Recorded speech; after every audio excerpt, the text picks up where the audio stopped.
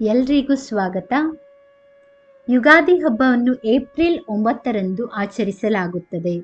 ಈ ಚೈತ್ರ ಮಾಸದಲ್ಲಿ ಸೂರ್ಯನು ಮೇಷರಾಶಿಯಲ್ಲಿ ಸಂಕ್ರಮಿಸಲು ಪ್ರಾರಂಭಿಸುತ್ತಾನೆ. ಆ ದಿನ ನಾವು ಏನು ಮಾಡಿದರೂ ಅದು ವರ್ಷ ಪೂರ್ತಿ ನಮ್ಮೊಂದಿಗಿರುತ್ತದೆ. ಅದು ನಮ್ಮ ಜೀವನವನ್ನು ಸಮೃದ್ಧಿಗೊಳಿಸುತ್ತದೆ ಎಂದು ನಂಬಲಾಗಿದೆ.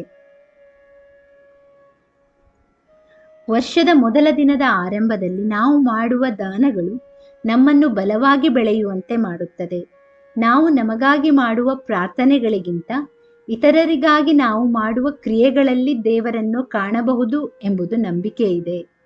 ಹಾಗಾದರೆ ಯುಗಾದಿಯ ದಿನ ಮಾಡಬೇಕಾದ ದೇಣಿಗೆಗಳು ಯಾವುವು, ಏನು ಮಾಡಬೇಕು, ಏನು ಮಾಡಬಾರದು ಎಂಬುದರ ಕುರಿತು ನೋಡೋಣ ಬನ್ನಿ. ಮಾಡಬೇಕಾದ ಕೆಲಸಗಳು.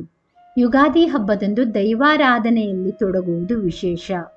ಮಾವು, ಹಲಸು, ಬಾಳೆಹಣ್ಣು, ವೀಳ್ಯದೆಲೆ, ಆಭರಣಗಳು, ಅಕ್ಕಿ ಮುಂತಾದ ಮಂಗಳಕರ ಪದಾರ್ಥಗಳಿರುವ ತಟ್ಟೆಯನ್ನು ಪೂಜೆಯ ಕೋಣೆಯಲ್ಲಿಟ್ಟು ಹೊಸ ವರ್ಷದ ದಿನದಂದು ಮುಂಜಾನೆ ಅದನ್ನು ನೋಡುವುದು ಮಂಗಳಕರವೆಂದು ಪರಿಗಣಿಸಲಾಗಿದೆ.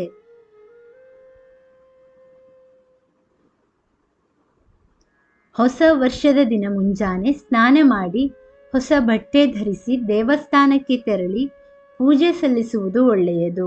ದೇವಸ್ಥಾನಕ್ಕೆ ಹೋಗಲಾಗದವರು ಮನೆಯಲ್ಲಿ ಪೂಜೆ ಮಾಡಬಹುದು.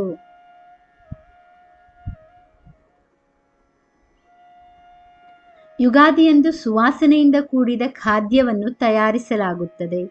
ಅಂದು ಆಹಾರದಲ್ಲಿ ಸಿಹಿ, ಕಹಿ, ಖಾರ, ಕಟು, ಹುಳಿ ಎಂಬ ರುಚಿಗಳೂ ಇರುವುದು ವಿಶೇಷ. ಸಾಮಾನ್ಯವಾಗಿ ಶುಭ ದಿನಗಳಲ್ಲಿ ಹಲಸಿನ ಹಣ್ಣನ್ನು ಸೇರಿಸುವುದಿಲ್ಲ.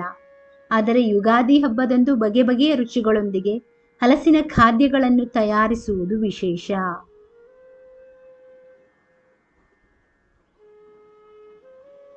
ಬೇಸಿಗೆ ಕಾಲದ ಆರಂಭದಲ್ಲಿ ಯುಗಾದಿ ಬರುವುದರಿಂದ ಬಿಸಿಯೂಟಕ್ಕೆ ತಕ್ಕ ದಾನಗಳನ್ನು ಮಾಡುವುದು ಉತ್ತಮ.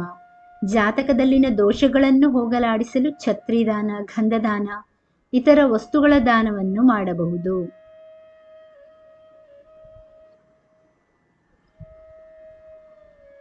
ಹಾಗೆಯೇ ಮಜ್ಜಿಗೆ, ಪಾಯಸ, ಪಾನಕ ಸಾರ್ವಜನಿಕರಿಗೆ ನೀಡುವುದರಿಂದ ಕರ್ಮಗಳೆಲ್ಲವೂ ಪರಿಹಾರವಾಗುತ್ತದೆ. ಪಕ್ಷಿ ಪ್ರಾಣಿಗಳಿಗೂ ಮನೆ ಬಾಗಿಲಲ್ಲಿ ನೀರು ಇಡುವುದು ಇದೆ.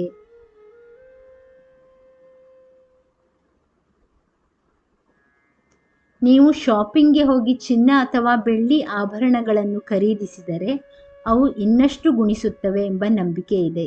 ಅಂತಹ ವಸ್ತುಗಳನ್ನು ಖರೀದಿಸಲು ಸಾಧ್ಯವಾಗದಿದ್ದಾಗ ಕಲ್ಲುಪ್ಪು, ಅರಿಶಿಣ, ಕುಂಕುಮ, ವೀಳ್ಯದೆಲೆ, ಹಣ್ಣು ಮುಂತಾದವುಗಳನ್ನು ಖರೀದಿಸುವುದರಿಂದ ಕುಟುಂಬವು ಆರ್ಥಿಕವಾಗಿ ಸಮೃದ್ಧವಾಗಿ ಬೆಳೆಯುತ್ತದೆ.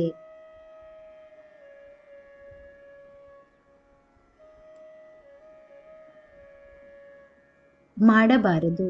ಯುಗಾದಿ ಹಬ್ಬದಂದು ತಲೆಗೆ ಎಣ್ಣೆ ಹಾಕಿಕೊಂಡು ಸ್ನಾನ ಮಾಡಬಾರದು. ಸಾಮಾನ್ಯವಾಗಿ ಹಿಂದೂಗಳು ವಿಶೇಷ ದಿನಗಳಲ್ಲಿ ತಲೆಗೆ ಎಣ್ಣೆ ಹಚ್ಚಿ ಸ್ನಾನ ಮಾಡುವುದಿಲ್ಲ. ನಾನ್ ವೆಜ್ ತಿನ್ನುವುದು, ಉಗುರು ಕತ್ತರಿಸುವುದು, ಗಡ್ಡ ಬೋಳಿಸುವುದು, ಕೂದಲು ಕತ್ತರಿಸುವುದು ಇತ್ಯಾದಿಗಳನ್ನು ಈ ದಿನ ಮಾಡಬಾರದು.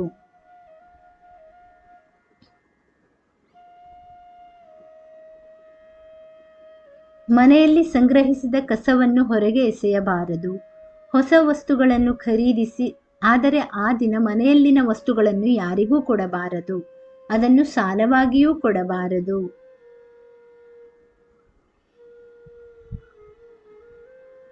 ಹೊಸ ವರ್ಷದಲ್ಲಿ ಯಾರಿಗೂ ಸಾಲ ನೀಡಬೇಡಿ. ಜೊತೆಗೆ ಸಾಲ ತೆಗೆದುಕೊಳ್ಳಬೇಡಿ. ಕೆಟ್ಟದ್ದನ್ನು ಎಲ್ಲವನ್ನೂ ತಪ್ಪಿಸಿ ಸಮೃದ್ಧಿಯಾಗಿ ಬದುಕಲು ದೇವರನ್ನು ಪೂಜಿಸಿ.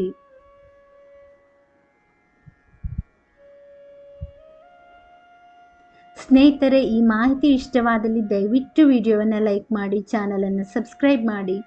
ಕೇಳಿದ್ದಕ್ಕಾಗಿ ಧನ್ಯವಾದಗಳು.